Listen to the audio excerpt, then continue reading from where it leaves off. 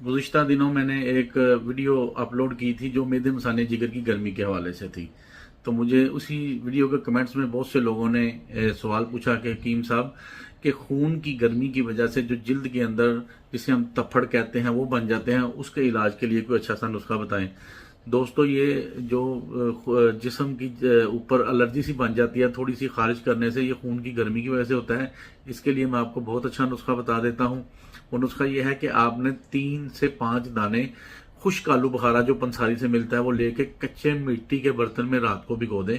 पहले उनको भिगोने से पहले अच्छी तरह धो लें ताकि वो उसके ऊपर गर्दो गुबार या इस तरह कोई चीज लगी हो वो साफ हो जाए। उसके बाद आपने मिट्टी के बर्तन में उसको भिगो देना है।